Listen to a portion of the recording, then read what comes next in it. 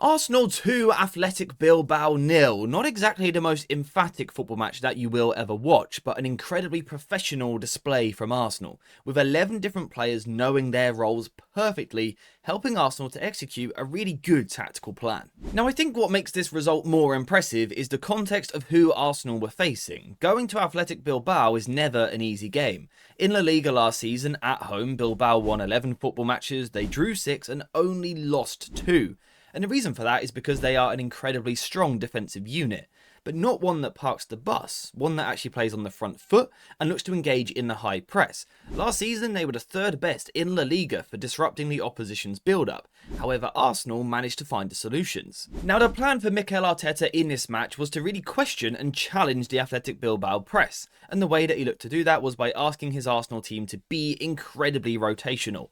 So what we will always see from Arsenal in most matches is a build-up shape with a back three. So one of the fullbacks might go high on the overlap or they might invert into midfield. But the important thing is that Arsenal are going to end up with the back three. We know the shape that they are trying to achieve is sort of a 3-2-4-1. So we've got the back three here, then we might have, let's say, Zubimendi and Declan Rice in a double pivot.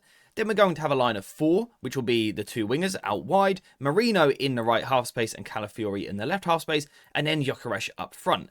However, the most important thing here is not the positioning of the players, it's the overall structure. You see, Arsenal will very often stick with this shape, but the players are constantly going to move into different positions. So in one moment, we will see Zubimendi dropping into the back 3, Marino might come a little bit deeper, Madueke will come inside, and Yuri and Timber will go round on the overlap.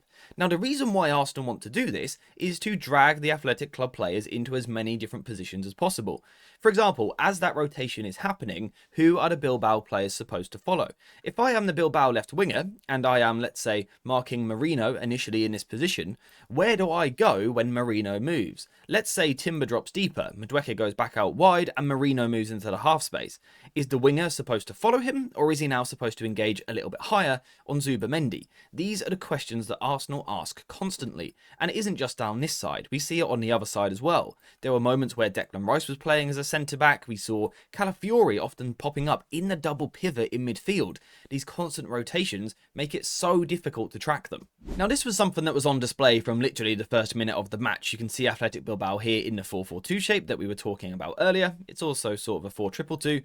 But the important thing is that Arsenal are willing to ask questions. So this is sort of their 4 across the midfield that they've got at this moment in time. But just look at the positioning of the players. We've got Marino in the half space. We've got Zubimendi and Calafiori in the double pivot. And then Declan Rice almost in sort of like a left-sided midfield position on the left-hand side. And what Arsenal are going to do from here is rotate. They are never static. So on this occasion, 2 players move towards the ball, Marino and Zubimendi, and then we see Yuri and Timber on the right-hand side rotating a little bit higher.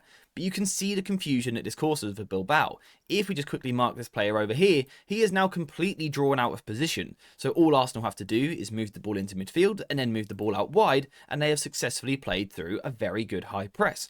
And this was the key to Arsenal's performance. Rotations in midfield. If we now look in the half spaces, we've got Calafiori and Noni Madueke. Not 2 players that you would normally expect to find in these positions. If we move along to the next one, we now have Declan Rice and Zubimendi making up the double pivot. But once again, Calafiori and Madueke in the half spaces. This is Arsenal rotating and causing serious problems. Now, the other thing that Arsenal did well was whilst they were rotating in midfield, they were still pinning the opposition defensive line. So, of course, these guys are all moving about into different positions. They're all rotating into different spaces. But importantly, Arsenal were always asking questions of the Bilbao defence. In particular, Gyökeres was a problem because he was a presence up front. And almost his reputation caused a problem for Bilbao because they didn't want to be 1 versus 1 against him. They know he's quite a powerful runner, really good in the channels, and a good outball for Arsenal. So what Bilbao chose to do was to go 2 versus 1 against him. So at all times, Gyökeres had 2 centre-backs nearby. So he himself didn't actually get a ton of space in this game, but his tactical impact is still very important. Because if he's attracting 2 players, that means someone is going to be free somewhere else. And if we just quickly remove this, the 3 men are going to be out wide. You see, what Arsenal initially looked to do is hold the width with wider wingers, Madueke and Eze on the outside.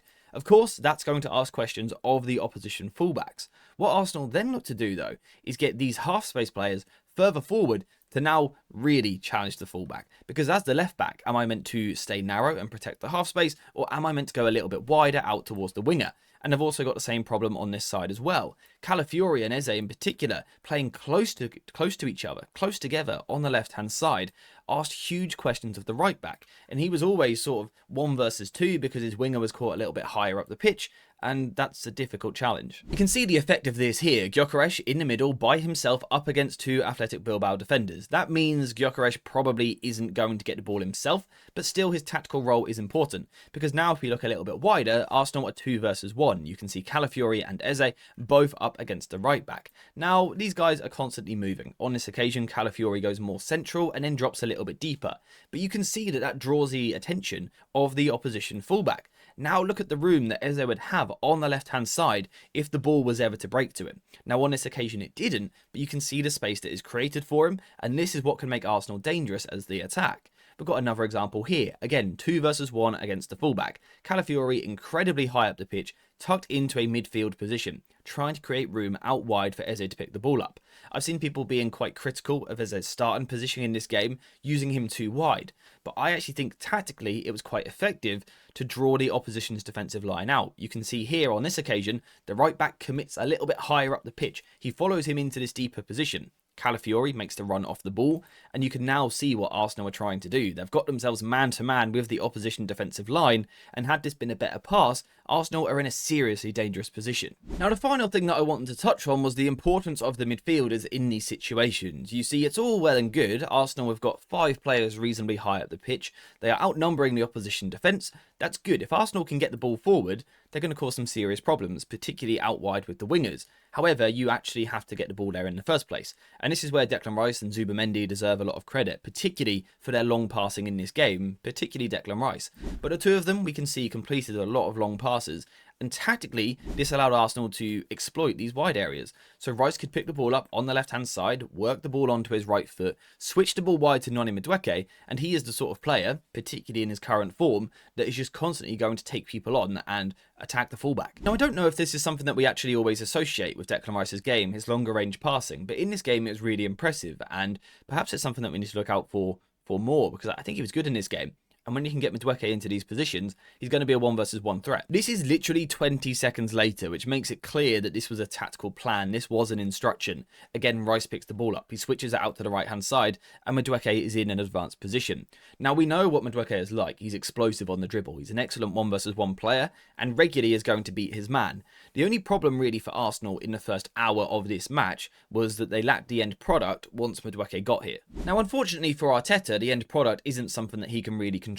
All he can do is coach his players in the best way, set them up tactically to get themselves into good positions. If the individuals then struggle with the final ball, that's sort of not really something that he can help, unless you've got really good squad depth and you can bring players like Trossard and Martinelli onto the pitch, who on the night delivered the big moments and got Arsenal a thoroughly deserved win. Like I said, not the most emphatic win you're ever going to see. They didn't blow the opposition away, but they were so tactically sound and executed their plan pretty perfectly in the end, and secured a really important 2-0 win to start the Champions League campaign. So actually, overall, I think Arsenal were pretty impressive. Not amazing, but pretty darn impressive, and it's a good sign for them for the rest of the European campaign.